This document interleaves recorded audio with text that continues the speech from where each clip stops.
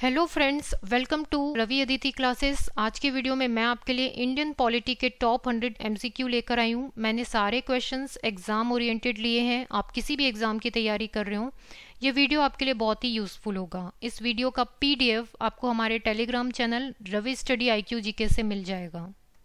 बढ़ते हम अपने फर्स्ट क्वेश्चन की तरफ। What is the retirement age of supreme court जजेस?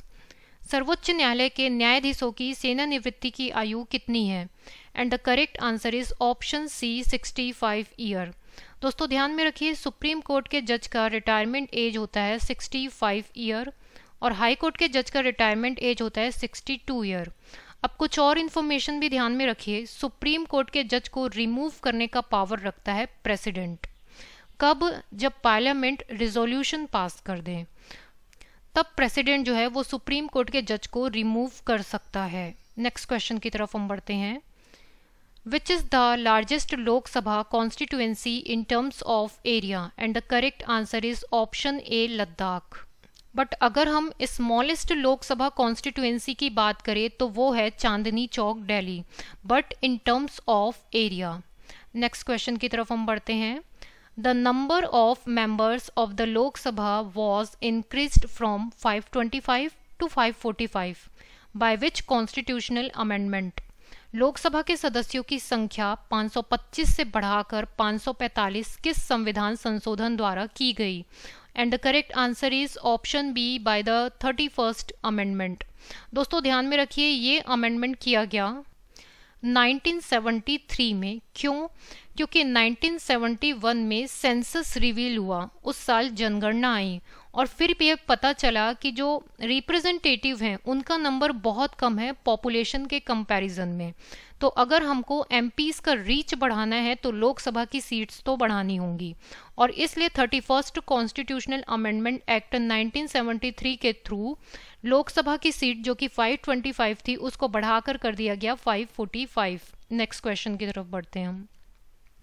Who appoints the acting chief justice of the Supreme Court of India? Bharat के सर्वोच्च न्यायालय के कार्यवाहक मुख्य न्यायाधीश की नियुक्ति कौन करता है? And correct answer is option A president. दोस्तों प्रेसिडेंट जो होता है वो एक्टिंग चीफ जस्टिस को अपॉइंट करता है। क्वेश्चन ये आता है कि ये एक्टिंग चीफ जस्टिस क्या होता है? देखिए, जो चीफ जस्टिस है अगर वो कुछ समय के लिए एब्सेंट हो या फिर उनकी जो ऑफिस है वो वैकेंट हो या फिर हम ये बोल सकते हैं कि वो अपने रोल को प्ले करने के लिए कैपेबल ना हो, तो इन तीन कंडीशन में एक्टिंग चीफ जस्टिस जो होता है वो चीफ जस्टिस का काम करता है और इसे अपॉइंट कौन करता है? प्रेसिडेंट। नेक्स्ट क्वेश्चन की तरफ बढ़ते हैं। द सैलरीज ऑफ द जजेस of the Supreme Court are decided bye?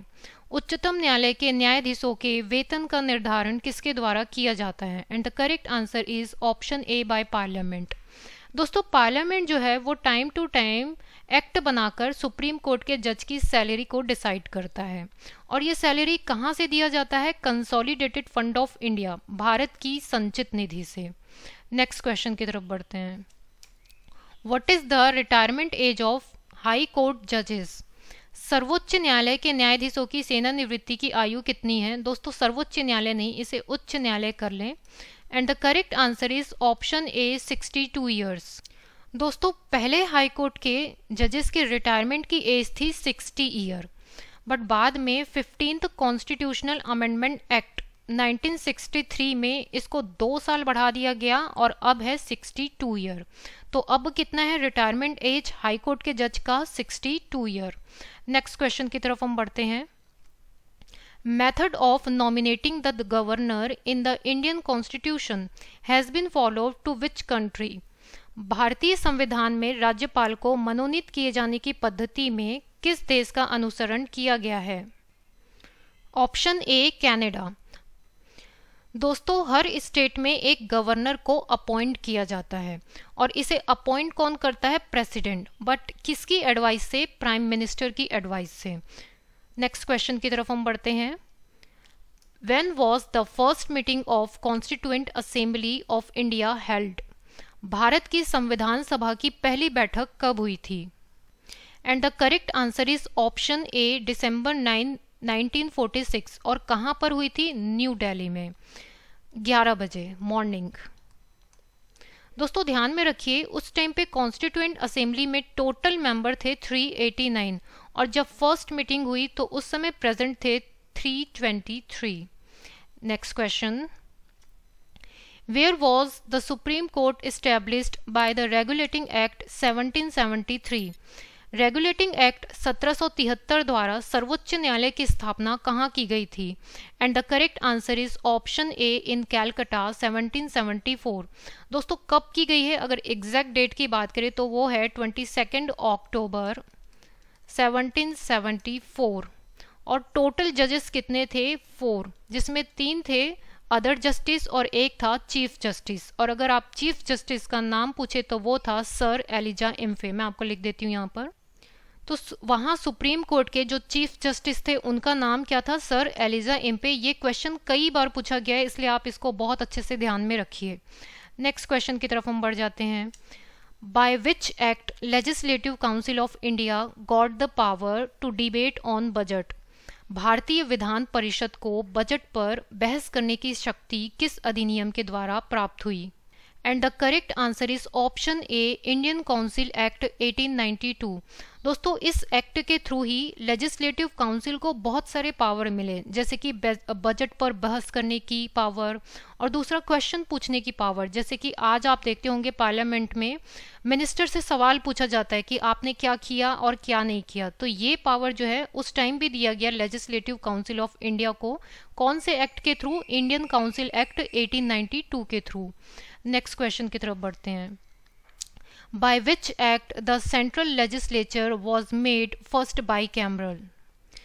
केंद्रीय विधान मंडल सर्वप्रथम किस अधिनियम द्वारा द्विसदनी बनाया गया? And the correct answer is option B, by the government of India act 1919। दोस्तों बाई कैमरल का मतलब होता है जहां पर 2 हाउस होते हैं, अपर हाउस और लोअर हाउस। जैसे कि आज अगर आप पार्लियामेंट को देखें तो वहां पर भी 2 हाउस हैं, लोकसभा और राज्यसभा। लोकसभा को हम लोअर हाउस बोलते हैं और राज्यसभा को हम अपर हाउस बोलते हैं। तो उस टाइम पर भी बाई कैमरल सिस्टम था, 2 हाउस थे, अपर हाउस और lower house. Next question, in which case the parliament got the right to amend the fundamental rights on the basis of the decision? संसद को मौलिक अधिकारों में संशोधन करने का अधिकार किस वाद में निर्णय के आधार पर प्राप्त हुआ? And the correct answer is option A, Kesavananda Bharati versus state of Kerala case, जो कब हुआ था? 1973 में। दोस्तों इस केस में ही सुप्रीम कोर्ट ने कहा था कि फंडामेंटल राइट्स में भी अमेंडमेंट किया जा सकता है, लेकिन बेसिक स्ट्रक्चर को चेंज नहीं किया जा सकता। Next question, by which constitutional amendment the fundamental rights to property was removed from the category of fundamental rights and made only a statutory right? संपत्ति के मौलिक अधिकार को किस संविधान संशोधन के द्वारा मौलिक अधिकारों की श्रेणी से हटाकर केवल वैधानिक अधिकार बनाया गया? And correct answer is option A, by 44th constitutional amendment act 1978। दोस्तों इसको थोड़ा सा समझना होगा। जो फंडामेंटल राइट हैं वो हमारे कॉन्स्टिट्यूशन के पार्ट 3 में है। कौन सा आर्टिकल? आर्टिकल 12 से लेकर आर्टिकल 35 तक। तो आर्टिकल 12 से आर्टिकल 35 तक जितने भी राइट्स कहे गए हैं वो सारे राइट्स को कहा जाता है फंडामेंटल राइट्स। पहले क्या था? आर्टिकल 31 और आर्टिकल 19 का क्लॉज 1 सब क्लॉज एफ, ये राइट टू प्रॉपर्टी था, राइट टू प्रॉपर्टी। बाद में इस आर्टिकल 31 और article 19 clause 1 sub clause F right to property को हटा दिया गया। कौन से कॉन्स्टिट्यूशनल अमेंडमेंट एक्ट के through? 44th constitutional amendment act 1978 के थ्रू हटा दिया गया। अब इसको, ये जो राइट टू प्रॉपर्टी है उसको ऐड कर दिया गया आर्टिकल 300A के थ्रू। क्लियर है? तो ये जो फंडामेंटल राइट्स था पहले, ये बन गया स्टैट्यूटरी राइट, या फिर हम बोल सकते हैं एक तरह का लीगल राइट। तो यही बोल रहा है क्वेश्चन कि कौन से अमेंडमेंट के थ्रू फंडामेंटल राइट को सिर्फ एक स्टैट्यूटरी राइट बना दिया गया? तो वो अमेंडमेंट था 44th constitutional amendment act 1978। Next question की तरफ बढ़ते हैं।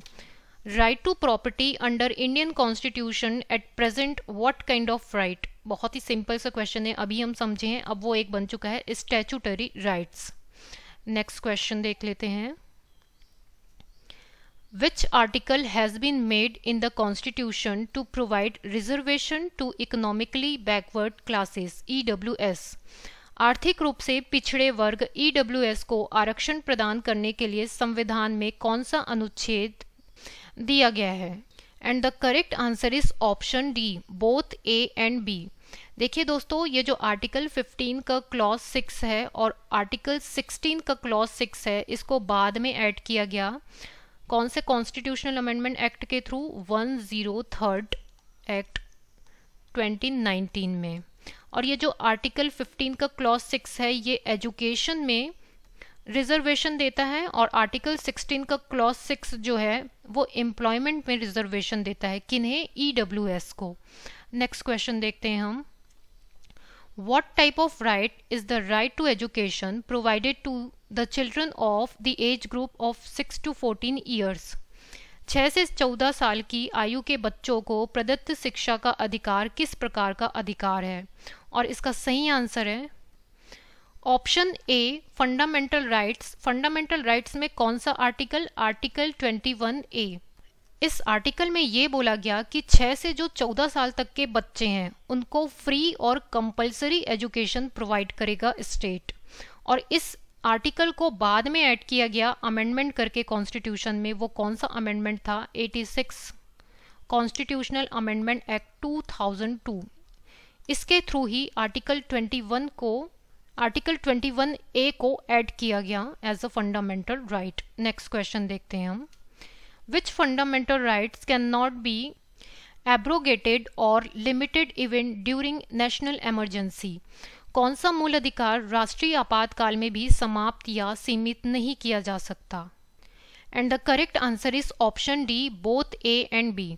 दोस्तों, पर्सनल फ्रीडम राइट्स और राइट टू लाइफ, आर्टिकल 20 और आर्टिकल 21 को नेशनल इमरजेंसी के टाइम पर भी लिमिटेड नहीं किया जा सकता, और ये ऐड किया गया था 44th कॉन्स्टिट्यूशनल अमेंडमेंट एक्ट 1978 के थ्रू कि अगर नेशनल इमरजेंसी भी लग जाएगा तब भी आर्टिकल 20 और आर्टिकल 21 को हटाया नहीं जा सकता।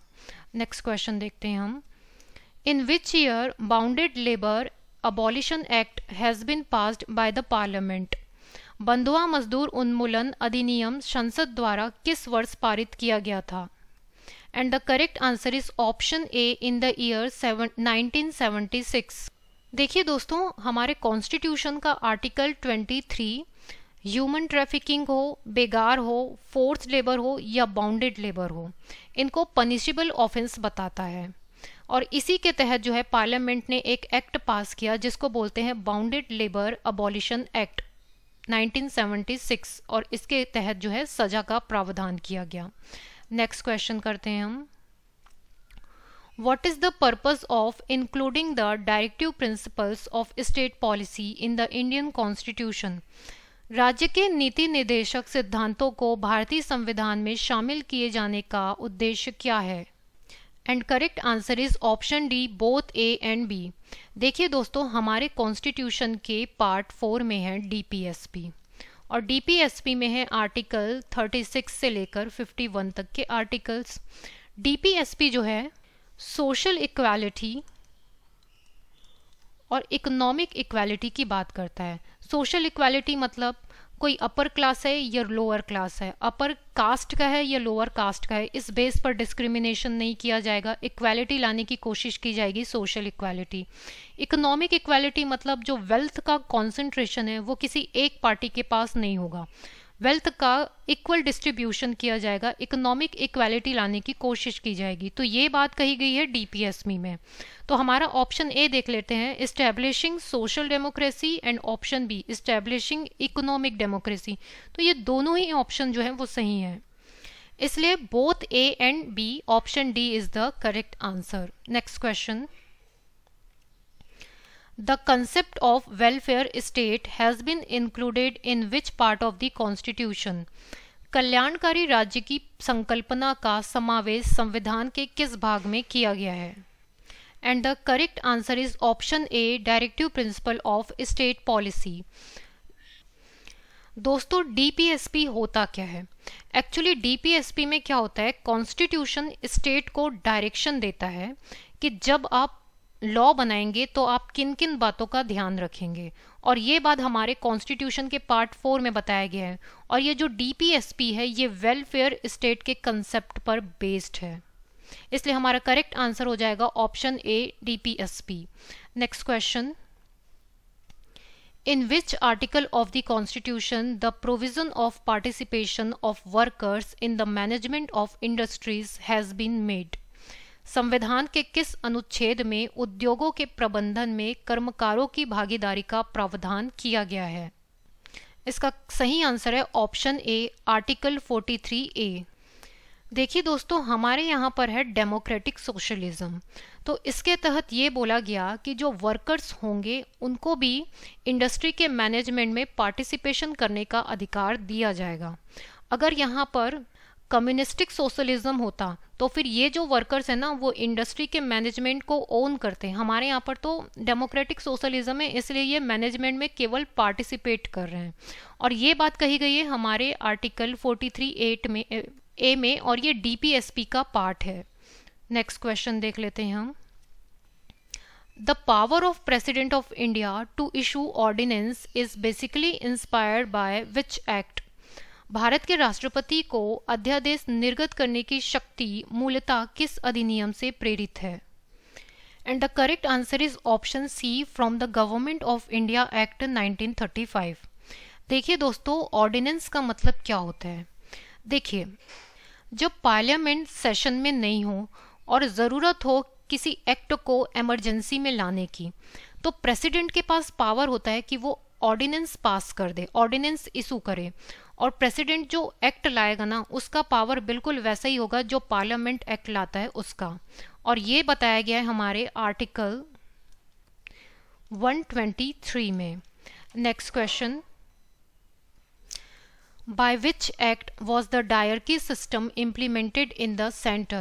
केंद्र में द्वैध शासन व्यवस्था किस अधिनियम के द्वारा लागू की गई थी? And the correct answer is option A Government of India act 1935। इस एक्ट के थ्रू ही सेंटर में डायरकी सिस्टम को इम्प्लीमेंट किया गया। Next question, in which act the provision to establish an all India federation was made? अखिल भारतीय संघ स्थापित करने का प्रावधान किस अधिनियम में किया गया था? सही आंसर है option A Government of India act 1935। दोस्तों, इस एक्ट के थ्रू ही ऑल इंडिया फेडरेशन जो है वो बनाया गया, जिनमें कौन कौन से प्रोविंसेस भी थे। प्रोविंसेस अर्थात जिसमें ब्रिटिश गवर्नमेंट का रूल था, और दूसरा प्रिंसली स्टेट जहाँ पे राजा महाराजा का रूल था। तो प्रोविंसेस और प्रिंसली स्टेट मिलकर बनाने वाले थे ऑल इंडिया फेडरेशन। कौन से एक्ट के थ्रू? Government of India act 1935, but ये सक्सेसफुल नहीं रहा, नहीं बन पाया all India federation. Next question की तरफ बढ़ते हैं। Who propose to frame the constitution of India by an elected constituent assembly? एक निर्वाचित संविधान सभा द्वारा भारत के संविधान का निर्माण करने का प्रस्ताव किसके द्वारा दिया गया था? And the correct answer is option A Cripps mission. दोस्तों ध्यान में रखिए, क्रिप्स मिशन भारत कब आया था? 22 मार्च 1942 को, और ये सबसे पहले आया था न्यू दिल्ली में, और उस टाइम पे इंडिया के वायसराय थे लिनलिथगो। ये इस टाइम पे इंडिया के वायसराय थे। नेक्स्ट क्वेश्चन देखते हैं हम। Under home was the Indian constituent assembly formed? भारतीय संविधान सभा का गठन किसके अंतर्गत किया गया था? And the correct answer is option A cabinet mission 1946। दोस्तों ये भी देख लेते हैं कि कॉन्स्टिट्यूएंट असेंबली में टोटल कितने मेंबर थे और वो कहाँ कहाँ से आए थे, इसको हम यहाँ पर समझते हैं। टोटल मेंबर थे 389, और प्रोविंसेस से आए थे 292, प्रिंसली स्टेट से आए थे 93, और चीफ कमिश्नर प्रोविंसेस से आए थे 4। तो टोटल मेंबर हमारे यहाँ पर कितने थे कॉन्स्टिट्यूएंट असेंबली में? 389। Next question, according to the scheme presented by the cabinet mission, in what proportion was the election of representatives from the provinces in the constituent assembly? Cabinet mission द्वारा प्रस्तुत योजना के अनुसार संविधान सभा में प्रांतों के प्रतिनिधियों का निर्वाचन किस अनुपात में था? And the correct answer is option A, 1 member पर 10 लाख पॉपुलेशन। देखिए दोस्तों, क्या बोला गया है कि 10 लाख की जनसंख्या को रिप्रेजेंट करेगा एक रिप्रेजेंटेटिव। नेक्स्ट क्वेश्चन देखते हैं। Who elected the members of Constituent Assembly that framed the Indian Constitution? भारतीय संविधान का निर्माण करने वाली संविधान सभा के सदस्यों का चुनाव किसके द्वारा किया गया था? And the correct answer is option A, by the legislatures of different provinces. उस टाइम पे जो अलग अलग प्रोविंसेस थे उनके लेजिस्लेचर ने कॉन्स्टिट्यूएंट असेंबली के मेंबर्स को इलेक्ट किया था। Next question, When was the objective resolution presented by Pandit Nehru in the Constituent Assembly? संविधान सभा में पंडित नेहरू द्वारा उद्देश्य प्रस्ताव कब प्रस्तुत किया गया था? And the correct answer is option ए, 13 दिसंबर 1946। दोस्तों, ऑब्जेक्टिव रिजोल्यूशन क्या होता है? ऑब्जेक्टिव रिजोल्यूशन मीन्स कॉन्स्टिट्यूशन बनाते वक्त हमारे कौन कौन से ऑब्जेक्टिव्स होंगे, ये पेश किया गया था 13 दिसंबर 1946 को पंडित जवाहरलाल नेहरू के द्वारा। अब देखिए, इसको एक्सेप्ट कब किया गया? 22 जनवरी 1947 को, और यही ऑब्जेक्टिव रिजोल्यूशन जो है वो बाद में प्रियम्बल का रूप ले लिया। Next question, When was the objective proposal presented by the Nehru accepted in the Constituent Assembly? Nehru द्वारा प्रस्तुत उद्देश्य प्रस्ताव संविधान सभा में कब स्वीकृत हुआ था? अभी हमने इसका आंसर देखा है ऑप्शन बी, 22 जनवरी 1947 को ऑब्जेक्टिव रिजोल्यूशन को एक्सेप्ट कर लिया गया था। Next question, When did the Constituent Assembly of India adopt the national flag in its present form? Bharat की संविधान सभा ने वर्तमान रूप में राष्ट्रीय ध्वज को कब अपनाया? And the correct answer is option ए, 22 जुलाई 1947। दोस्तों ध्यान में रखिए, जो हमारा नेशनल फ्लैग है उसको डिज़ाइन किया है पिंगली वेंकैया ने, और इसके अगर हम रेशियो की बात करें लेंथ और विड्थ का तो वो है 3:2। Next question, when was the Indian constitution fully implemented? भारतीय संविधान पूर्णतः कब लागू हुआ था? Correct answer is option D, January 26, 1950। देखिए दोस्तों, हमारा कॉन्स्टिट्यूशन बन के कब तैयार हुआ है? 26 नवंबर 1949, 26 नवंबर 1949 को, लेकिन वो पूरे देश में इन्फोर्स कब हुआ? ये 26 जनवरी 1950 को। नेक्स्ट क्वेश्चन देख लेते हैं। The Indian constitution was enacted on 26 November 1949 by 26 नवंबर 1949 को भारतीय संविधान किसके द्वारा अधिनियमित किया गया? And the correct answer is option A, the constituent assembly. दोस्तों, अगर आप प्रियम्बल को पढ़ेंगे तो लास्ट में लिखा गया है वहां पर कि कॉन्स्टिट्यूएंट असेंबली जो है कॉन्स्टिट्यूशन को 26 नवंबर 1949 को इनेक्ट करती है। नेक्स्ट क्वेश्चन देखते हैं। When was जन गण मन adopted as national anthem of India? जन गण मन को भारत के राष्ट्रगान के रूप में कब अपनाया गया था? And the correct answer is option ए, 24 जनवरी 1950। दोस्तों, राष्ट्रगान जो है नेशनल एंथम, इसे लिखा किसने है? रविंद्रनाथ टैगोर ने। और अगर इसके हम ओरिजिनल फॉर्म की बात करें तो ये बंगाली में लिखा गया था, भारतो भाग्य विधाता, और इसको बाद में 24 जनवरी 1950 को नेशनल एंथम के रूप में अडॉप्ट कर लिया गया। नेक्स्ट क्वेश्चन देखते हैं हम। The Ashoka pillar was adopted as national symbol by the government of India on? Bharat सरकार द्वारा अशोक स्तंभ को राष्ट्रीय चिन्ह के रूप में अंगीकृत किया गया था। And correct answer is option ए, 26 जनवरी 1950। देखिए दोस्तों, जो अशोक पिलर है वो सिंबल है पावर, करेज, कॉन्फिडेंस और फेथ का। और अभी अशोक पिलर कहाँ पर सिचुएटेड है? उत्तर प्रदेश के सारनाथ में। नेक्स्ट क्वेश्चन देखते हैं। Who was the chairman of flag committee of the constituent assembly? संविधान सभा की झंडा समिति के अध्यक्ष कौन थे? Correct answer is option A doctor Rajendra Prasad. दोस्तों ध्यान में रखिए 23 जून 1947 को एक कमिटी बनाई गई, बहुत ही टेम्परेरी एडॉक कमिटी थी, फ्लैग कमिटी, और उसके चेयरमैन थे doctor Rajendra Prasad. Next question, who was the chairman of the committee related to the work of the constituent assembly? संविधान सभा के कार्यों से संबंधित समिति के अध्यक्ष कौन थे? सही आंसर है ऑप्शन बी जीवी मावलंकर। दोस्तों जीवी मावलंकर का पूरा नाम है गणेश वासुदेव मावलंकर, और यही जो है लोकसभा के फर्स्ट स्पीकर भी बने थे। तो ध्यान में रखना ये लोकसभा के जो हैं वो फर्स्ट स्पीकर बने थे, कौन? जीवी Mavalankar. Next question, when the constituent assembly constituted drafting committee under the membership of Ambedkar? संविधान सभा में डॉक्टर बी आर अम्बेडकर की अध्यक्षता में प्रारूप समिति का गठन कब किया गया था? And correct answer is option ए 29 अगस्त 1949। दोस्तों इस डेट को एक ड्राफ्टिंग कमेटी बनाई गई और जिसको हेड किया था डॉक्टर भीमराव अंबेडकर साहब ने। नेक्स्ट क्वेश्चन देखते हैं, doctor B R Ambedkar was elected to the constituent assembly from which presidency? Doctor B R Ambedkar का संविधान सभा में निर्वाचन किस प्रेसिडेंसी से हुआ था? Correct answer is option A Bombay presidency.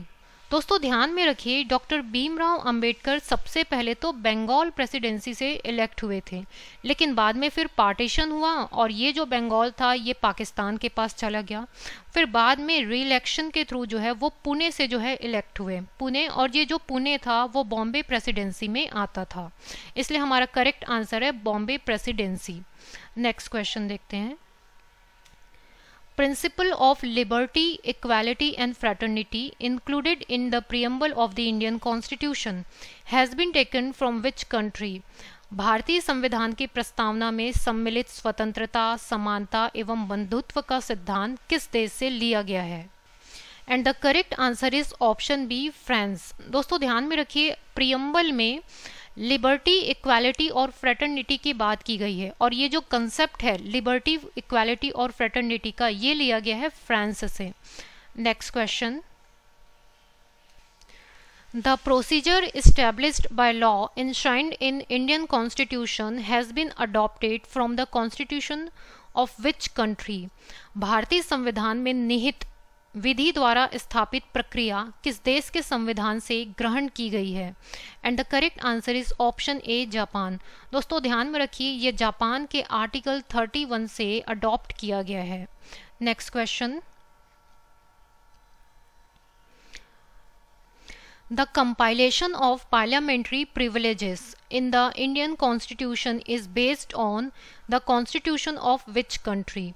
भारतीय संविधान में संसदीय विशेषाधिकार की संकल्पना किस देश के संविधान पर आधारित है? And the correct answer is option A UK. दोस्तों ये क्या होता है, पार्लियामेंट्री प्रिविलेज क्या होता है? देखिए पार्लियामेंट के मेंबर को बहुत सारे प्रिविलेज दिया जाता है, देखते हैं कौन कौन से हैं। फर्स्ट है फ्रीडम ऑफ स्पीच। जो पार्लियामेंट के मेंबर्स हैं उनके पास फ्रीडम ऑफ स्पीच है, वो पार्लियामेंट में कुछ भी बोल सकते हैं, एक लिमिटेशंस हैं, बट अगर वो पार्लियामेंट में कुछ बोलते हैं तो आप कोर्ट नहीं जा सकते कि उन्होंने ये कहा था। उनको फ्रीडम है from arrest in civil cases. अगर पार्लियामेंट का सेशन चल रहा हो तो सिविल केसेस में उनको अरेस्ट नहीं किया जा सकता, लेकिन हाँ क्रिमिनल केसेस में अरेस्ट किया जा सकता है। यदि कोर्ट उन्हें विटनेस के लिए बुलाए और पार्लियामेंट का सेशन चल रहा हो तो वो मना कर सकते हैं कोर्ट में विटनेस के लिए। तो ये सारा जो है स्पेशल प्रिविलेज मिलता है पार्लियामेंट के मेंबर्स को, एमपीज को, और ये कंसेप्ट कहाँ से लिया गया है? यूके, यूनाइटेड किंगडम से। Next question, The fundamental rights included in the Constitution of India are inspired by constitutional provision of which country? And the correct answer is option A, United states of America. दोस्तों ये USA ही था जिसने अपने constitution में fundamental rights को include किया। फिर इसके बाद बहुत सारे देशों ने अपने फंडामेंटल राइट्स को इंक्लूड किया कॉन्स्टिट्यूशन में, और उनमें से एक इंडिया भी था।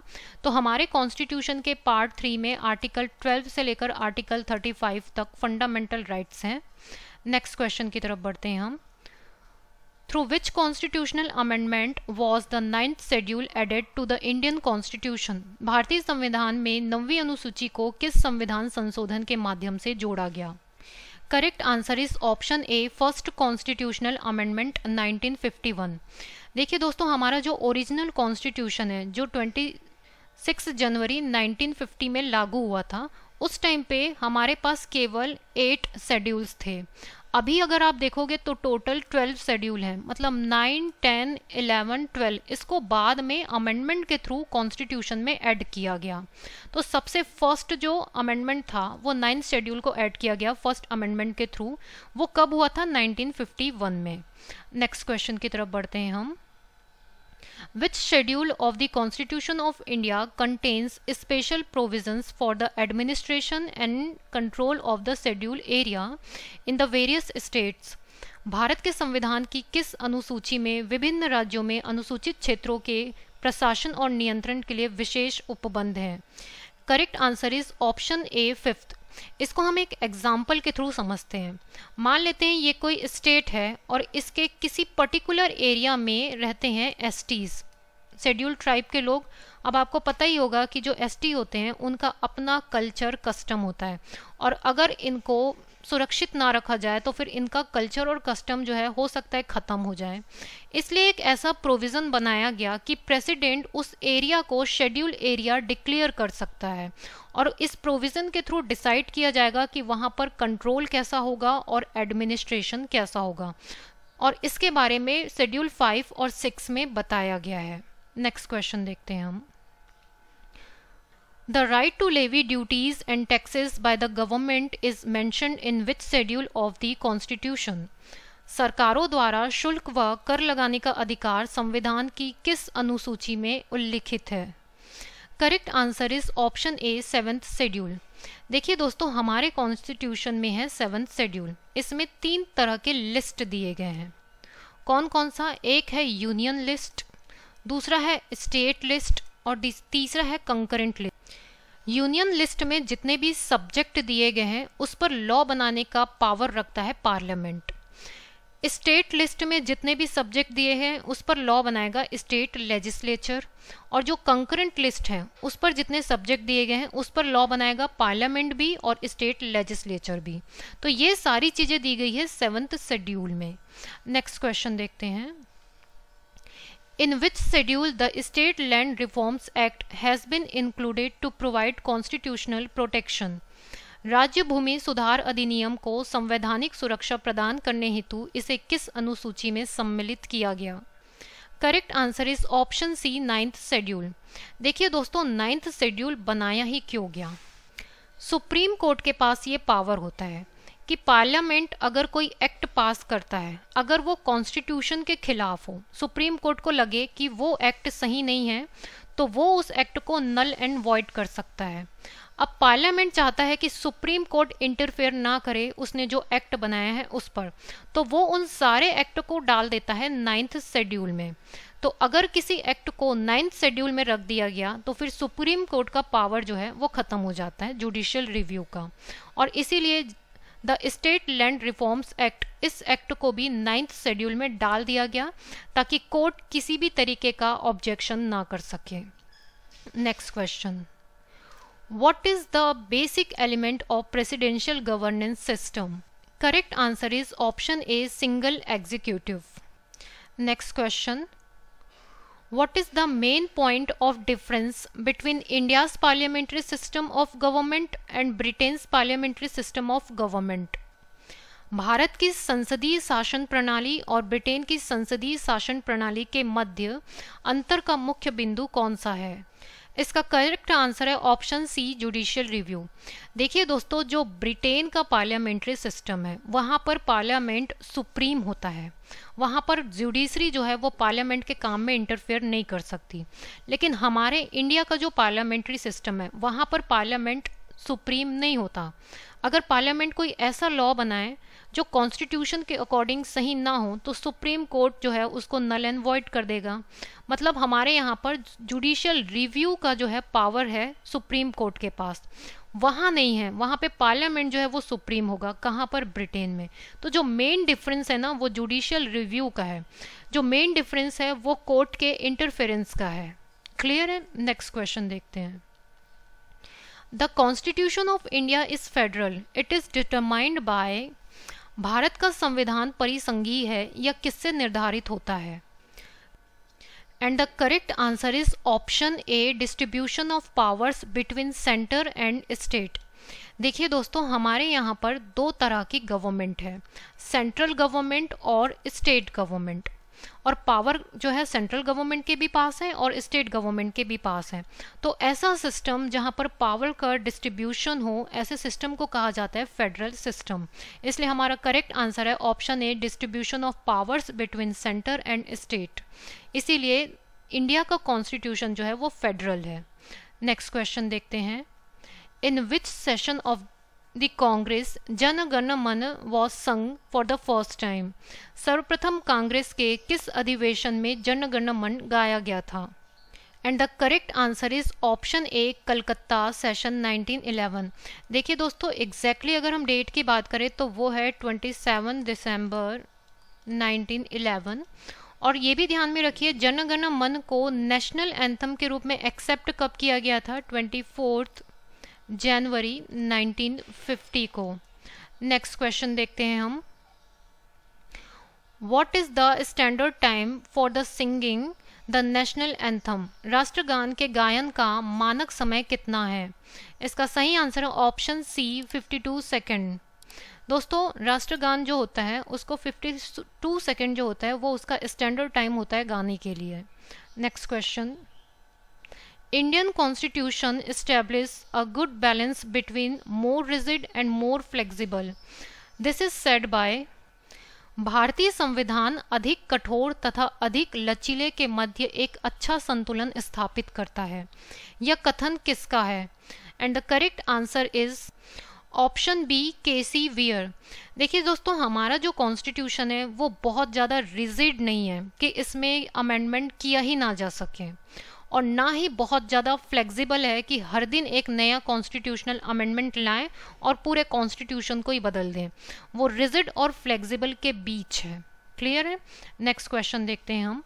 What is the reason for the expansion of Indian constitution? भारतीय संविधान के वृहद होने का क्या कारण है?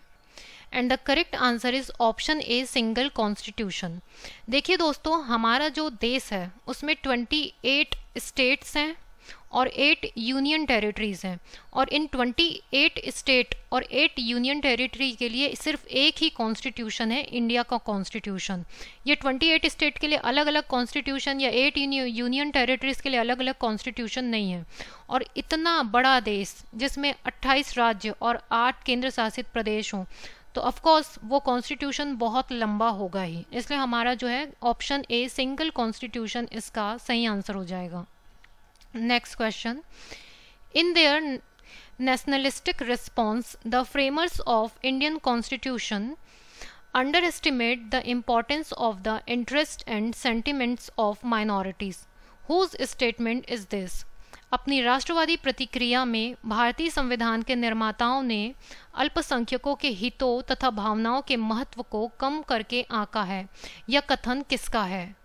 Correct answer is option C, Ivor Jennings. देखिए दोस्तों, हमारे कॉन्स्टिट्यूशन के बारे में अलग अलग जूरिस्ट ने अपने अपने स्टेटमेंट दिए हैं। कभी कभी एग्जाम्स में इनके स्टेटमेंट पूछ लिए जाते हैं, तो वो आप याद रख लीजिए। नेक्स्ट क्वेश्चन देखते हैं हम। Who said that India is semi federal state? भारत अर्ध संघात्मक राज्य है, यह किसने कहा था? And correct answer is option A, K C Wheare. दोस्तों, केसी वियर ने कहा था कि इंडिया जो है वो एक सेमी फेडरल स्टेट है। Next question, who is the main source of political power in India? Bharat में राजनीतिक सत्ता का प्रमुख स्रोत कौन है? And the correct answer is option A, public. देखिए दोस्तों, इस देश में सबसे ऊपर होता है देश का संविधान, लेकिन देश के संविधान से भी ऊपर होता है इस देश के पब्लिक, नागरिक, क्योंकि इस नागरिक ने ही, पीपल ने ही कॉन्स्टिट्यूशन को एम्पावर किया है। इसलिए सबसे करेक्ट आंसर हो जाएगा हमारे पास पब्लिक। अगर यहाँ पर ऑप्शन में कॉन्स्टिट्यूशन भी होता ना, तब भी पॉलिटिकल पावर का जो मेन सोर्स है वो पब्लिक ही होगा। नेक्स्ट क्वेश्चन देखते हैं, who suggested that the Indian National Congress should be dissolved as a political party after the independence of India?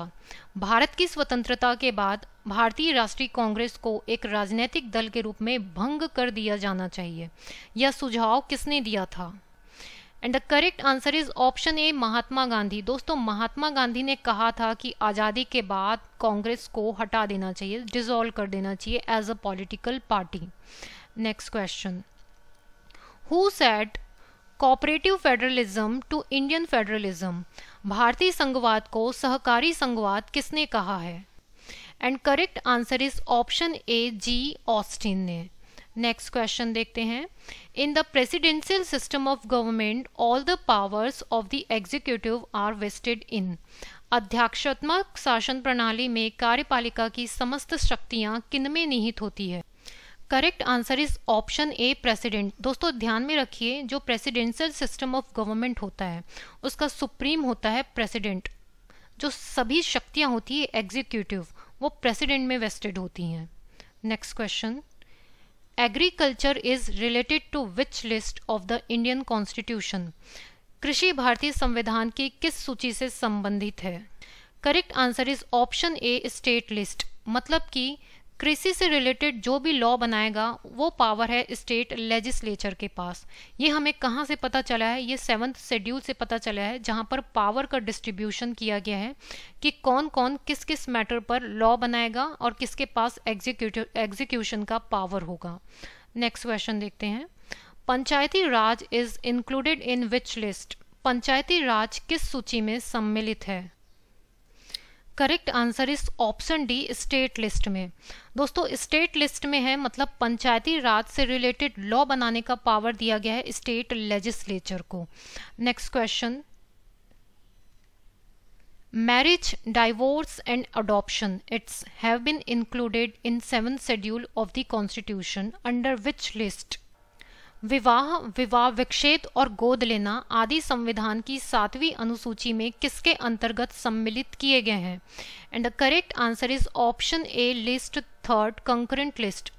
Concurrent list में है, मतलब इसका ये है, इस पर लॉ पार्लियामेंट भी बना सकता है और स्टेट लेजिस्लेचर भी बना सकता है। तो मैरिज, डाइवोर्स और अडॉप्शन पर लॉ बनाने का पावर पार्लियामेंट के भी पास है और स्टेट लेजिस्लेचर के भी पास है। इसलिए option 3rd, List 3rd, concurrent list is a correct answer. Next question, which part of the Indian Constitution described India as a secular state? भारतीय संविधान का कौन सा भाग भारत को एक धर्मनिरपेक्ष राज्य के रूप में वर्णित करता है? Correct answer is option A, preamble of the constitution. देखिए दोस्तों, हमारे ओरिजिनल कॉन्स्टिट्यूशन के प्रियम्बल में ये सेक्युलर वर्ड नहीं था, इसको बाद में ऐड किया गया। 42nd कॉन्स्टिट्यूशनल अमेंडमेंट एक्ट 1976 के थ्रू 3 नए वर्ड ऐड किए गए। कौन कौन से? सोशलिस्ट, सेक्युलर और तीसरा है इंटीग्रिटी। ये जो है बाद में ऐड किया गया। इन 3 वर्ड्स को हमारे ओरिजिनल कॉन्स्टिट्यूशन के प्रियम्बल में ये वर्ड नहीं थे। कब ऐड किया गया इसको? 42nd कॉन्स्टिट्यूशनल अमेंडमेंट एक्ट 1976 के थ्रू। नेक्स्ट क्वेश्चन देखते हैं, in which case the Supreme Court stated that the preamble of Constitution can be amended under Article 368 but it should not be violated of the basic structure. सर्वोच्च न्यायालय द्वारा ऐसा किस वाद में कहा गया कि अनुच्छेद 368 के अंतर्गत संविधान के प्रस्तावना में भी संशोधन किया जा सकता है, परंतु यह मूल ढांचे का उल्लंघन करने वाला नहीं होना चाहिए। और इसका सही आंसर है option B, Keshavananda Bharati case versus state of Kerala, जो कि 1973 का केस था। इसमें यह बोला गया कि ठीक है, आप प्रियम्बल में अमेंडमेंट कर सकते हैं, प्रियम्बल कॉन्स्टिट्यूशन का पार्ट है, लेकिन बेसिक स्ट्रक्चर में चेंज नहीं होना चाहिए। अब ये बेसिक स्ट्रक्चर क्या है? ये केस टू केस जो है वो सुप्रीम कोर्ट डिफाइन करता है कि कॉन्स्टिट्यूशन का बेसिक स्ट्रक्चर क्या है। तो बेसिक स्ट्रक्चर में चेंज किए बिना प्रियम्बल में अमेंडमेंट किया जा सकता है। ये बात बताई थी सुप्रीम कोर्ट ने केशवानंद भारती केस 1973 में। नेक्स्ट क्वेश्चन देख लेते हैं। India is a republic, what does it mean? भारत एक गणतंत्र है, इसका क्या अर्थ है? Correct answer is option A, there is no hereditary rule in India. Next question, what is the correct sense of word secular in the context of India? Bharat के संदर्भ में धर्मनिरपेक्ष शब्द का सही भाव क्या है? Correct answer is option B, there is no religion of state in India. देखिए दोस्तों, सेक्युलर वर्ड मतलब क्या होता है? हमारा देश एक डेमोक्रेटिक कंट्री है, यहाँ पर राइट टू रिलीजन है सबके पास, चाहे वो इंडिया का सिटीजन हो या फिर यहाँ पर रहने वाला कोई फॉरेनर हो। हर कोई अपने अपने हिसाब से अपने धर्म को मान सकता है, लेकिन देश का कोई धर्म नहीं होगा। देश जो है वो किसी भी धर्म की तरफ ज़्यादा झुकाव नहीं रखेगा, किसी भी तरह का कोई डिस्क्रिमिनेशन नहीं करेगा। तो ऐसी कंट्री को कहा जाता है सेक्युलर कंट्री। तो option B is correct answer, there is no religion of state in India. Next question, The elements of social, economic and political justice included in the preamble are related to। उद्देशिका में सम्मिलित सामाजिक, आर्थिक और राजनैतिक न्याय के तत्व किससे संबंधित हैं? Correct option is option D, Russian revolution 1917। देखिए दोस्तों, हमारे प्रियम्बल में 3 तरह के जस्टिस बताए गए हैं, सोशल, इकोनॉमिक और पॉलिटिकल। और इस जस्टिस, ये 3 तरह के जस्टिस का कंसेप्ट लिया गया है रशियन रिवॉल्यूशन से। Next question, in which case did the Supreme court hold that preamble is not an integral part of the constitution? उच्चतम न्यायालय ने किस वाद में यह धारणा प्रस्तुत की कि उद्देशिका संविधान का अभिन्न अंग नहीं है? यहाँ पर ऐड कर लीजिए, नहीं है।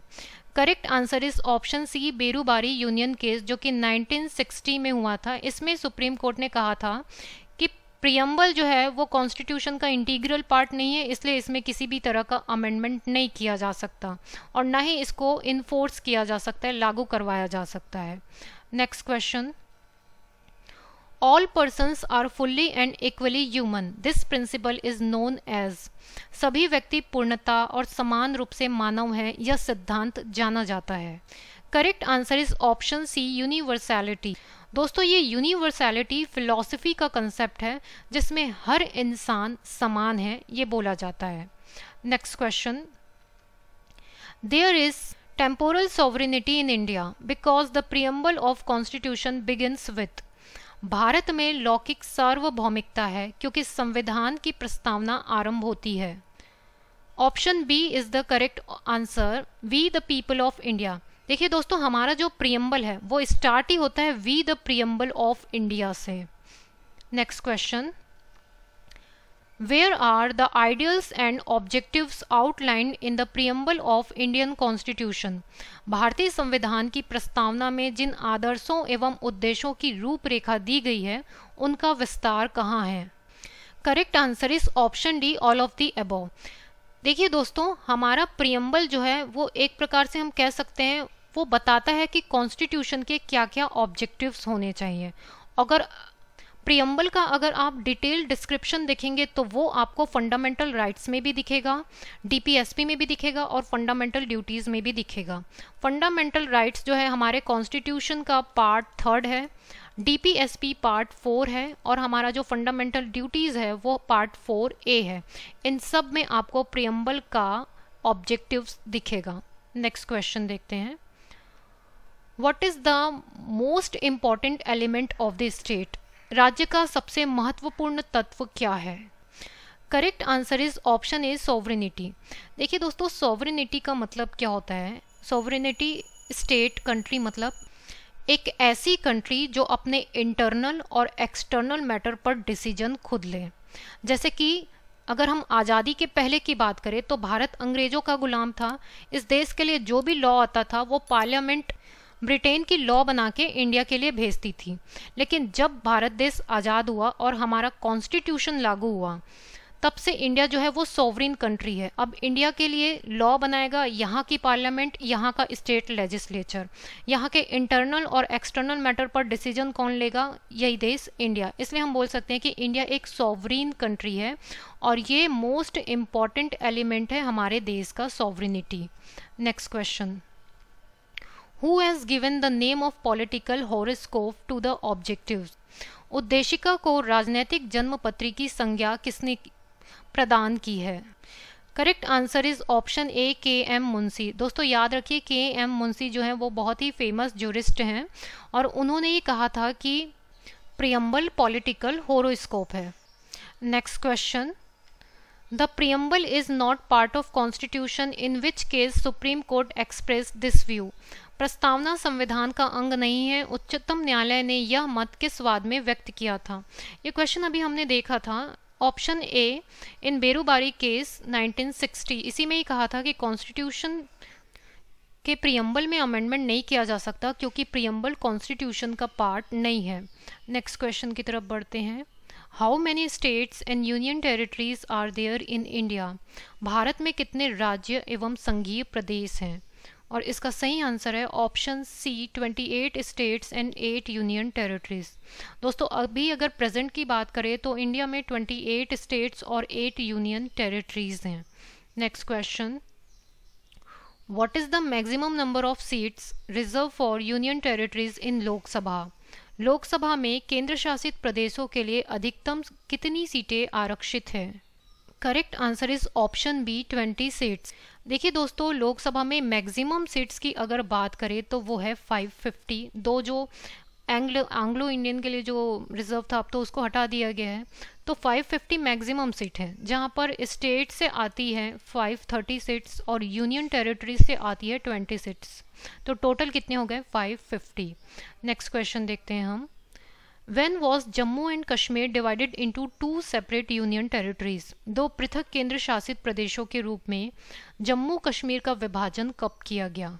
Correct answer is option D, October 31, 2019। देखिए दोस्तों, पहले जम्मू कश्मीर एक स्टेट हुआ करता था, फिर बाद में 31 अक्टूबर 2019 को इसको दो यूटीज में डिवाइड कर दिया गया। एक तो बना जम्मू एंड कश्मीर और दूसरा बन गया लद्दाख। क्लियर है? नेक्स्ट क्वेश्चन देखते हैं। In which act was the provision of federal government in British India? British भारत में किस अधिनियम में संघीय शासन का प्रावधान था? Correct answer is option A, Government of India act 1935। इसी एक्ट में फेडरल गवर्नमेंट का प्रोविजन दिया गया था। Next question, In which year the Fazal Ali Commission related to reorganization of state was formed? राज्यों के पुनर्गठन से संबंधित फजल अली आयोग का गठन किस वर्ष किया गया था? Correct answer is option B, in the year of 1953। देखिए दोस्तों, 1953 को फजल अली कमीशन जो है वो बनाया गया। क्यों? ताकि ये जो हमारा एक देश है, यूनियन है, उसको किस तरीके से अलग अलग स्टेट में रीऑर्गेनाइज किया जाए। और इस कमेटी में कुछ लोग थे, इनका नाम भी आप याद रखिए, जस्टिस फजल अली, के एम पन्नीकर और एच एन कुंजरू, ये मेंबर्स थे फजल अली कमीशन के। नेक्स्ट क्वेश्चन की तरफ बढ़ते हैं हम। State Reorganization Commission has formed how many states and union territories were on November 1st, 1956? राज्य पुनर्गठन आयोग ने 1 नवंबर 1956 को कितने राज्य और केंद्र शासित प्रदेश बनाए थे? Correct option is option A, 14 states and 6 union territories. देखिए दोस्तों, 1 नवंबर 1956 को अगर आप इस देश में टोटल स्टेट और यूनियन टेरिटरीज की बात करें तो वो थे 14 स्टेट और 6 यूनियन टेरिटरीज। अभी अगर आप प्रेजेंट में देखोगे तो वो बन चुका है 28 स्टेट्स और 8 union territories. Next question, in which year Sikkim was made a state of India? Sikkim Bharat का एक राज्य किस वर्ष बनाया गया था? Correct answer is option B, under the 36 constitutional amendment act 1975। दोस्तों सिक्किम के बारे में कुछ बहुत ही इंपॉर्टेंट जानकारियां हैं जो बहुत ही इंपॉर्टेंट है, मैं बताती हूँ आपको। पहले सिक्किम हमारे देश का राज्य नहीं था। 35th कॉन्स्टिट्यूशनल अमेंडमेंट एक्ट 1974 के थ्रू सिक्किम को इंडिया का एक एसोसिएट स्टेट बनाया गया। मतलब सिक्किम रहेगा एक इंडिपेंडेंट स्टेट, लेकिन अगर कोई सिक्किम पर अटैक कर देता है तो इंडियन आर्मी जो है वो सिक्किम को सुरक्षा देगी। 1 साल तक ऐसा रखा गया, फिर बाद में एक फिर से अमेंडमेंट किया गया 1 साल बाद, जो था 36 कॉन्स्टिट्यूशनल अमेंडमेंट एक्ट 1975। फिर ये जो एसोसिएट स्टेट था सिक्किम, उसको बनाया गया फुल फ्लेज्ड स्टेट और वो 22वां नंबर का स्टेट बना। ये बहुत ही इंपॉर्टेंट पॉइंट है सिक्किम के लिए, याद रखिएगा। नेक्स्ट क्वेश्चन देखते हैं हम। In India union territories are administered by whom. Bharat में केंद्र शासित प्रदेशों का प्रशासन किसके द्वारा किया जाता है? And correct answer is option A, president. दोस्तों प्रेसिडेंट जो होता है ना वो यूनियन टेरिटरीज को एडमिनिस्टर करता है। अब एक प्रेसिडेंट 8 यूनियन टेरिटरीज को एडमिनिस्टर नहीं कर सकता, इसलिए जो है ये एजेंट नियुक्त कर देता है। देखते हैं हम कौन कौन से होते हैं। कुछ जगह के लिए होता है लेफ्टिनेंट गवर्नर और कुछ जगह के लिए होता है एडमिनिस्ट्रेटर। लेफ्टिनेंट गवर्नर कहाँ के लिए है? अंडमान निकोबार, दिल्ली, जम्मू एंड कश्मीर, पुदुचेरी और लद्दाख के लिए। यहाँ पर अपॉइंट किया है प्रेसिडेंट ने लेफ्टिनेंट गवर्नर। और दूसरी जगह जो बाकी जो rest of the union territories हैं उनके लिए अपॉइंट किया गया है एडमिनिस्ट्रेटर। वो कहाँ कहाँ पर हैं? चंडीगढ़ में है, दादर नागर हवेली एंड दमन द्वीप और लक्षद्वीप में, यहाँ पर है एडमिनिस्ट्रेटर। इसको ध्यान में रखिएगा। लेकिन जो एडमिनिस्ट्रेशन की मेन अथॉरिटी जो होती है ना वो प्रेसिडेंट के पास होती है यूनियन टेरिटरीज के लिए। नेक्स्ट क्वेश्चन देख लेते हैं। In the civil amendment act 2019 CAA, there is a provision to provide citizenship of India to Hindu, Buddhist, Sikh, Jain, Parsi and Christian citizens of which countries? नागरिक संशोधन अधिनियम 2019 में किन देशों के हिंदू, बौद्ध, सिख, जैन, पारसी और ईसाई नागरिकों को भारत की नागरिकता प्रदान करने का प्रावधान है? और दोस्तों इसका सही आंसर है option D, all of the above.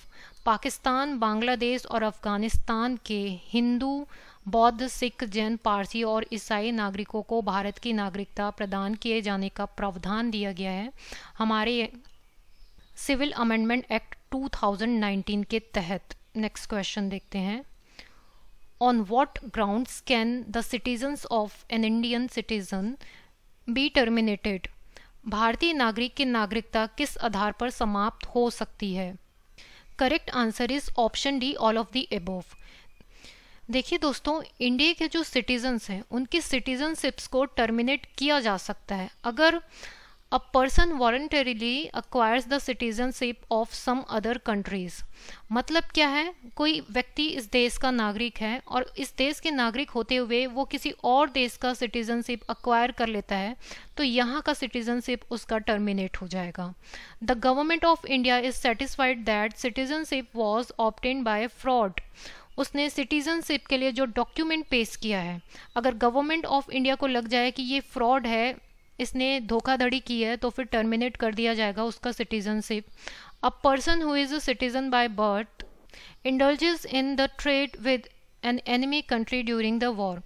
इस देश में युद्ध चल रहा हो और वो जो एनिमी कंट्री जिसके साथ युद्ध चल रहा हो उसके साथ वो व्यापार कर रहा हो, तब भी उसका सिटीजनशिप टर्मिनेट किया जा सकता है।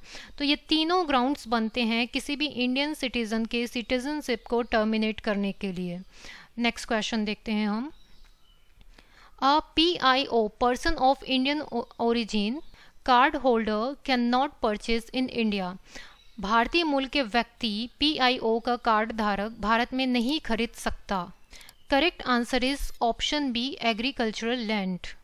दोस्तों ध्यान में रखिए ये PIO क्या होता है। देखिए PIO का मतलब ये होता है वो व्यक्ति जो अभी इंडिया के सिटीजन नहीं है लेकिन उनके पेरेंट्स, उनके ग्रैंड पेरेंट्स या उनके ग्रेट ग्रैंड पेरेंट्स जो है वो इंडिया के सिटीजन थे, उनको बोला जाता है PIO। नेक्स्ट क्वेश्चन देखते हैं हम।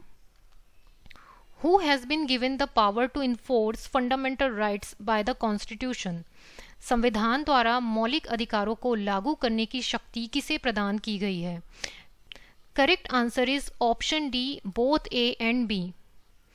देखिए दोस्तों, सुप्रीम कोर्ट को अंडर आर्टिकल 32 और हाई कोर्ट को अंडर आर्टिकल 226 ये राइट दिया गया है, अगर आपसे कोई आपका फंडामेंटल राइट्स को छीनने की कोशिश करे, वायलेट करे, तो आप सुप्रीम कोर्ट जा सकते हो और सुप्रीम कोर्ट के पास अंडर आर्टिकल 32 ये पावर है कि वो फंडामेंटल राइट को इन्फोर्स कर सके, और अंडर आर्टिकल 226 हाई कोर्ट के पास ये पावर है कि वो फंडामेंटल राइट को इन्फोर्स कर सके, आपकी छीनी हुई राइट को वापस लौटा सके।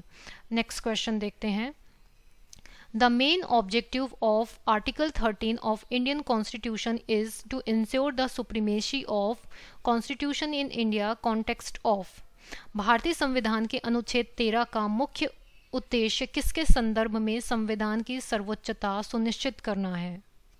Correct answer is option A, fundamental rights. देखिए दोस्तों, हमारा कॉन्स्टिट्यूशन का जो आर्टिकल 13 है वो कहता है कि अगर पार्लियामेंट कोई ऐसा लॉ बनाए जो कॉन्स्टिट्यूशन के साथ इनकंसिस्टेंट हो, जो अनकॉन्स्टिट्यूशनल हो, तो वो नल एंड वॉइड हो जाएगा।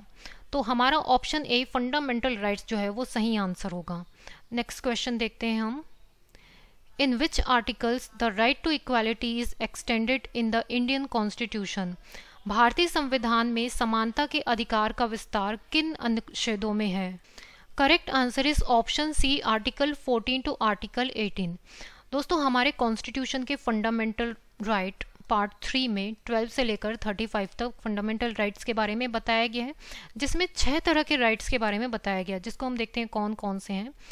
राइट टू इक्वालिटी आर्टिकल 14 से 18 तक, right to freedom article 19 to 22, right against exploitation article 23 से 24, right to freedom of religion article 25 to 28, cultural and educational rights article 29 to 30 and right to constitutional remedies under article 32। ये 6 तरह के rights बताए गए हैं। अगर आप क्वेश्चन को देखोगे तो यहाँ पर पूछा है राइट टू इक्वालिटी, तो वो हमारा आर्टिकल 14 से 18 तक है, इसलिए हमारा ऑप्शन सी जो है वो करेक्ट आंसर होगा। नेक्स्ट क्वेश्चन की तरफ हम बढ़ जाते हैं। The fundamental rights of equal pay for equal work has been granted by the Supreme Court by keeping the word socialism used in the preamble of Indian Constitution in totality with which articles। भारतीय संविधान की प्रस्तावना में प्रयुक्त समाजवाद शब्द को किस अनुच्छेदों के साथ समग्रता में रखकर सर्वोच्च न्यायालय द्वारा समान कार्य के लिए समान वेतन का मौलिक अधिकार प्रदान किया गया है? And correct answer is option A, article 14 and article 16। देखिए दोस्तों, आर्टिकल 14 बात करता है कि लॉ के सामने सब समान है, इक्वालिटी बिफोर लॉ, और आर्टिकल 16 बोलता है कि पब्लिक अपॉर्चुनिटी में डिस्क्रिमिनेशन नहीं किया जाएगा, इसलिए आर्टिकल 14 और आर्टिकल 16 जो है इसका करेक्ट आंसर होगा। नेक्स्ट क्वेश्चन देखते हैं। Which one of the articles of Indian Constitution guarantees equality of opportunity to all citizens of India in the matter of public employment? भारतीय संविधान के अनुच्छेदों में कौन सा एक लोक नियोजन के विषय में भारत के सभी नागरिकों को अवसर की समानता की गारंटी प्रदान करता है? Correct answer is option A, article 16 clause 1 and article 16 clause 2। देखिए दोस्तों, आर्टिकल 16 क्लॉज 1 क्या कहता है? There shall be equality of opportunity for all citizen in matters relating to employment and appointment to any office under the state. मतलब देश के सभी नागरिकों को इक्वल अपॉर्चुनिटी दी जाएगी। और दूसरा ये बोला जा रहा है कि no citizen shall on the ground only for of religion, race, caste, sex, descent, place of birth, residence, any of them be ineligible for or discriminated against in respect of any employment or office under the state. पहले तो ये बोला गया article 16 के clause 1 में कि सभी citizens को इक्वल अपॉर्चुनिटी दी जाएगी एम्प्लॉयमेंट में और अपॉइंटमेंट में, और किसी भी बेस पर डिस्क्रिमिनेशन नहीं किया जाएगा। और वो बेस क्या था? रिलीजन हो, रेस हो, कास्ट हो, सेक्स हो या डिसेंट हो या प्लेस ऑफ बर्थ हो। यही बात करते हैं हमारा आर्टिकल 16 का क्लॉज 1 और क्लॉज 2। नेक्स्ट क्वेश्चन की तरफ हम बढ़ते हैं। Under which article of the Indian constitution it has been provided that an accused of an offences cannot be compelled to be a witness against himself. भारतीय संविधान के किस अनुच्छेद के अंतर्गत यह प्रावधान किया गया है कि किसी अपराध के अभियुक्त को स्वयं अपने विरुद्ध गवाह बनने के लिए बाध्य नहीं किया जा सकता? सही आंसर है option A in article 20C। देखिए दोस्तों, आपने देखा भी होगा कि समटाइम्स पुलिस कस्टडी में कोई भी आरोपी है अपने अपराध को कबूल कर लेता है, चाहे उसने वो अपराध किया हो या ना किया हो, लेकिन कोर्ट उसको नहीं मानता। जब तक कोई व्यक्ति कोर्ट में जाकर अपना अपराध ना कबूल करे, कोर्ट उसको नहीं मानता, क्योंकि हमारा आर्टिकल 20 का क्लॉज सी बोलता है कि आप किसी भी व्यक्ति को सेल्फ विटनेस के लिए, खुद के खिलाफ गवाही देने के लिए मजबूर नहीं कर सकते। नेक्स्ट क्वेश्चन देखते हैं हम। Which article of the Constitution provides protection to the accused from double punishment and witness against himself in respect of conviction? संविधान का कौन सा अनुच्छेद दोष सिद्धि के संबंध में अभियुक्तों को दोहरे दंड और स्व अभिशासन से संरक्षण प्रदान करता है? Correct answer is option A article 20। दोस्तों, इसको हम समझते हैं आर्टिकल के थ्रू ही। आर्टिकल 20 में 3 क्लॉज दिए गए हैं। 1 को हटाइए, सबसे पहले हम देखते हैं क्लॉज 2 और क्लॉज 3 को। देखिए, no person shall be prosecuted and punished for the same offences more than once. मतलब क्या होता है इसका? मान लेते हैं किसी व्यक्ति ने किसी का मर्डर किया, अब उसको सजाया सुनाया गया 20 साल का। अब उसने एक बार मर्डर किया ना, उसको एक बार ही सजा सुनाएंगे। अब एक बार मर्डर किया है तो उसको 4 बार 20-20, 10-10 साल की सजा नहीं सुना सकते। मतलब कि सेम ऑफेंस के लिए एक से ज़्यादा बार पनिश नहीं किया जा सकता। और हमारा क्लॉज 3 क्या कहते हैं आर्टिकल 20 का? No person accused of any offence shall be compelled to be witness against himself. ये हम पहले ही पढ़ चुके हैं कि उसको खुद के खिलाफ गवाही देने के लिए मजबूर नहीं किया जा सकता। नेक्स्ट क्वेश्चन की तरफ बढ़ते हैं हम। Which article of the Indian Constitution protects the rights of a person to travel abroad? भारतीय संविधान का कौन सा अनुच्छेद किसी व्यक्ति को विदेश यात्रा के अधिकार की संरक्षण प्रदान करता है? And the correct option is option A article 21। देखिए दोस्तों, यहाँ पर बात किया जा रहा है राइट टू ट्रेवल का, लेकिन कहाँ? एब्रॉड के लिए। तो यहाँ पर आर्टिकल 21 सही होगा। लेकिन राइट टू ट्रेवल, ये जो घूमने का अधिकार है, अगर ये इंडिया की टेरिटरी के अंदर अगर बात किया जाता तो वो है आर्टिकल 19 के अंडर। क्लियर है? विदेश घूमना है तो आर्टिकल 21, और इंडिया की टेरिटरी में ही रह के घूमना है तो आर्टिकल 19। नेक्स्ट क्वेश्चन देख लेते हैं। Lok Sabha can be dissolved before the completion of its term by. Lok Sabha को कार्यकाल पूरा होने के पहले किसके द्वारा भंग किया जा सकता है? And the correct answer is option A the president on the recommendation of the prime minister. देखिए दोस्तों, लोकसभा का अगर हम टर्म ऑफ ऑफिस देखें तो वो तो 5 साल का होता है, लेकिन 5 साल से पहले भी लोकसभा को डिसॉल्व कर सकता है। कौन करेगा? प्रेसिडेंट, राष्ट्रपति जो है वो डिसॉल्व करता है। लेकिन आपको पता ही होगा राष्ट्रपति बिना प्रेसिडेंट के एडवाइस से कोई काम नहीं करते हैं। तो प्रेसिडेंट के रिकमेंडेशन से ही, प्राइम मिनिस्टर के रिकमेंडेशन से ही प्रेसिडेंट जो है वो लोकसभा को डिसॉल्व कर सकता है। याद रखना, अथॉरिटी जो है वो प्रेसिडेंट के पास है, लेकिन रिकमेंड कौन करता है? Prime minister. नेक्स्ट क्वेश्चन देखते हैं। Which article under the fundamental rights is related to provision against the exploitation of children? मौलिक अधिकारों के अंतर्गत कौन सा अनुच्छेद बच्चों के शोषण के विरुद्ध प्रावधान से संबंधित है? Correct answer is option A article 24। देखिए दोस्तों, आर्टिकल 24 जो है वो बताता है कि 14 साल से कम उम्र के बच्चों को किसी भी माइंस में, कारखाने में या हजार्डस कंपनी में काम नहीं करवाया जा सकता है। Next question. Which rights can be enforced under Article 32 of the Indian Constitution? भारतीय संविधान के अनुच्छेद 32 के अंतर्गत कौन से अधिकार प्रवर्तित किए जा सकते हैं? Correct answer is option a fundamental rights. देखिए दोस्तों, ध्यान में रखिए, कॉन्स्टिट्यूशन के अंडर आर्टिकल 32 में सुप्रीम कोर्ट को यह अथॉरिटी दी गई है कि वो फंडामेंटल राइट को इन्फोर्स कर सकता है। अगर आपसे आपका कोई फंडामेंटल राइट छीने तो आप सुप्रीम कोर्ट जा सकते हैं अंडर आर्टिकल 32। Next question.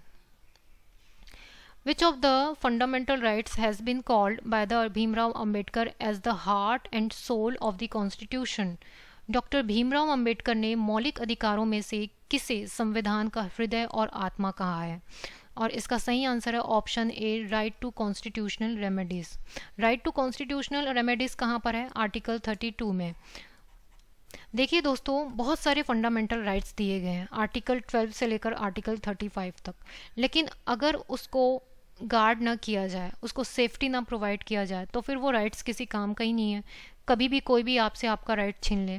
तो सबसे इम्पोर्टेंट तो आर्टिकल 32 है ना, ये गारंटी देता है, ये एम्पावर करता है सुप्रीम कोर्ट को कि अगर फंडामेंटल राइट्स को वायलेट करता है तो आप एक्शन लो। क्लियर है? इसीलिए डॉक्टर भीमराव अंबेडकर ने राइट टू कॉन्स्टिट्यूशनल रेमेडीज को कहा है संविधान का हार्ट और सोल। आगे बढ़ते हैं हम। By which act did Indians get the right to participate in the administration of India? भारतीयों को भारत के प्रशासन में भाग लेने का अधिकार किस अधिनियम के द्वारा प्राप्त हुआ? Correct answer is option D, by the charter act 1833। दोस्तों याद रखिए, इससे पहले जो है इंडियन के पास ये पावर नहीं था, ये राइट्स नहीं था कि वो इंडिया के एडमिनिस्ट्रेशन में पार्टिसिपेट करें, और इस टाइम पे इंडिया का वायसराय थे lord Canning. Next question, last question.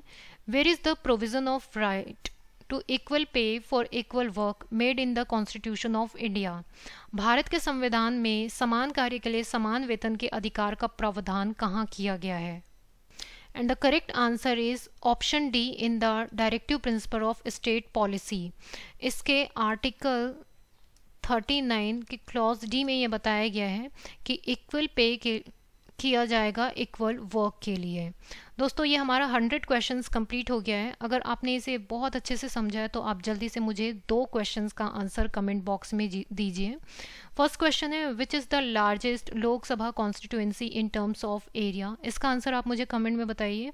And second question है, what is the retirement age of supreme court जजेस? ये तो बहुत ही ईजी क्वेश्चन है। दोस्तों हमारी वेबसाइट लॉन्च हो चुकी है, आप इसको नोट कर लें। आपको 2022-2023 के करंट अफेयर्स और सभी सब्जेक्ट के पेड पीडीएफ आप यहाँ से परचेस कर सकते हैं। मिलते हैं हम अपने अगले वीडियो में, तब तक के लिए अपना ध्यान रखिए। अगर आपका कोई पर्सनल ओपिनियन है या सजेशन है तो आप मुझे कमेंट बॉक्स में बता सकते हैं। Thank you so much.